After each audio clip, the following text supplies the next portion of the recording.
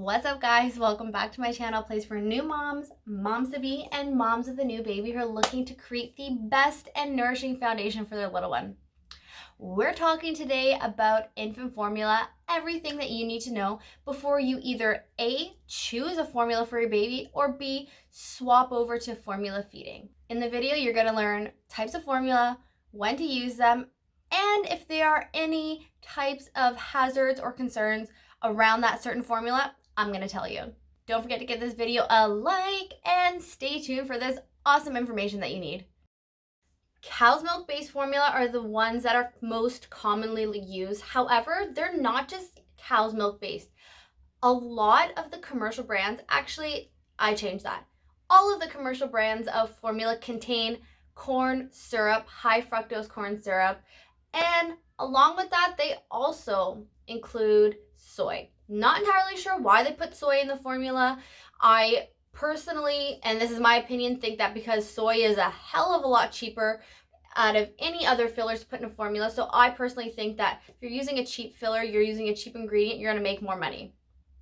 I don't recommend any of those commercial brands for that specific reason. Poor quality ingredients, and more poor quality ingredients. So they have zero in mind of nourishing a baby. They're more interested in profit. And if you want to learn more about the formulas, commercial brands of formula to be exact, you can find a blog post that I created just for you about formulas and what I really wish I knew before I formula fed my son. One issue that I just mentioned with cow's milk commercial brands of formula is that they use cheap ingredients like high fructose corn syrup, like soy, like conventional farmed milk and dairy products. And not to mention, they also feed the animals grain. I only ever tell anybody if they're going to formula feed their baby, choose grass-fed over grain-fed. Grass-fed is what cows naturally eat. That is what their body needs. Grains, when you're giving cows grains, it's going to fatten them up. It is going to, well, when you fatten them up, those companies make more money. And like I said, money is their motive. If you are looking for a cleaner, safer brand to use for cow's milk based formula, I 100% strongly urge you to look into Holle and Hipp. Fantastic companies and have better sourced ingredients. Second on our list is goat's milk formula. Brands include Holle baby formula, which is goat's milk based, and Nanny Care, which is also a goat's milk based formula. I personally believe that goat's milk is superior to cow's milk for one specific reason. Goats are closest to a human size, meaning that their milk is closest to our own. Cows are so large compared to a goat. So this is why I tell moms who are considering to formula feed to choose and look into goat's milk brands. One of the issues that I have with goat's milk is that you cannot purchase goat's milk from Walmart or any of those big stores. Goat's milk is only imported by Europe, and this is why. Europe has a higher standard of quality for their food and ingredients that they put in their products. For an example, high fructose corn syrup is an ingredient that is actually banned in the EU, and it is banned from their infant formulas.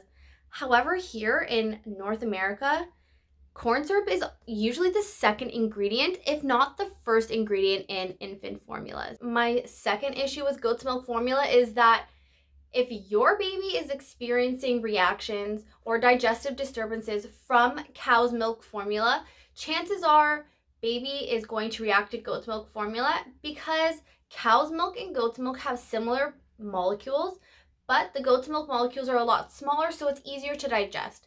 However, this is not the case for every baby. My son reacted to goat's milk and had really bad digestive disturbances like colic, constipation, reflux, blood in his stool. But when we switched him over to goat's milk, he was a completely new baby. Hydrolysed or hypoallergenic formula is an easier pre-digested formula for babies who are having issues with digestion. It is an amino acid based formula. So what this means is that the proteins are not full in this formula. The proteins are actually broken down into their small little building blocks, which are amino acids. And when they are in their smallest forms, it can be easier for a baby to digest, especially if they're having reactions.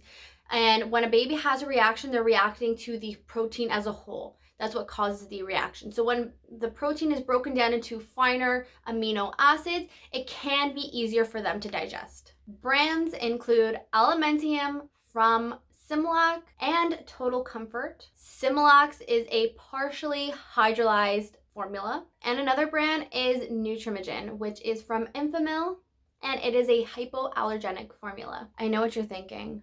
Marissa, what's the difference between a partially hydrolyzed formula and an extensively hydrolyzed formula? Partially hydrolyzed formula is exactly how it sounds. It is only partially broken down.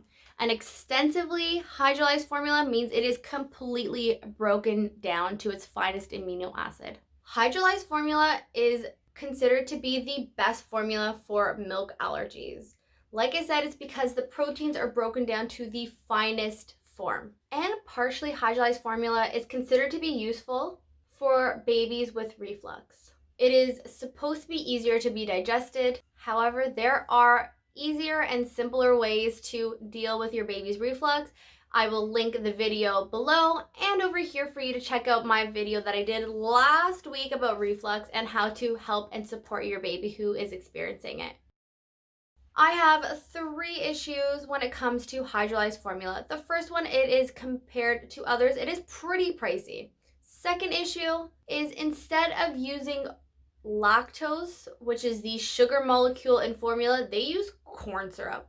And I hate corn syrup. I hate high fructose corn syrup. I'm going to link all kinds of information down below in the description box so you can see why I hate it. And the third reason why I have an issue with hydrolyzed formula is that in the process of creating hydrolyzed formula, MSG is actually created, which is monosodium glutamate. This is a ingredient or chemical that is used to flavor enhance, and it has been linked to diabetes, to ADD, and irritable bowels. I lied, I have a 4th issue with it. This formula, hydrolyzed or hypoallergenic formula, is not organic. So they are using corn syrup to sweeten up the product, but corn is one of the biggest genetically modified crops. The issue with genetically modified is that it is heavily sprayed with pesticides, herbicides, and insecticides. The 4th formula on our list is non-dairy baby formula. I never, ever recommend non-dairy based formulas because this is usually the last resort for parents. This is the last recommendation, last resort that I use for clients whose babies are reacting to everything.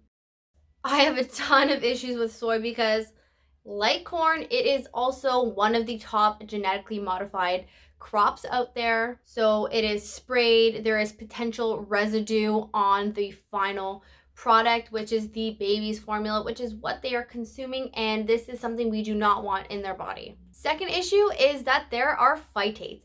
Phytates bind minerals, and when those minerals are binded, it increases their chances of nutrient deficiencies because the minerals are not being absorbed. And this is why preemies, preterm, premature babies are never, ever recommended to consume soy-based formulas because of this exact reason. They can be even more and even severely nutrient deficient. Another issue with soy, or a side effect of consuming soy, is that soy is highly estrogenic. It is a phytoestrogen which can affect a male or a boy's reproductive system. It can affect their own natural hormones, which this is dangerous, especially when we start messing around with babies' reproductive systems. So no soy for boys. It kind of rhymes.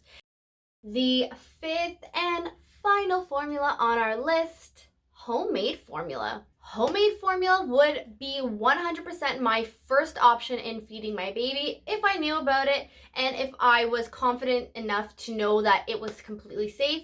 After doing all of my research and looking into homemade formulas, I have concluded that they are fantastic and a lot cleaner and safer to give to your baby who you are looking to formula feed compared to commercial brands of formula. You know exactly where the ingredients are coming from because you are sourcing every single ingredient to put inside that formula. If you want some really amazing recipes that I would only ever consider for my own son, check the description box below.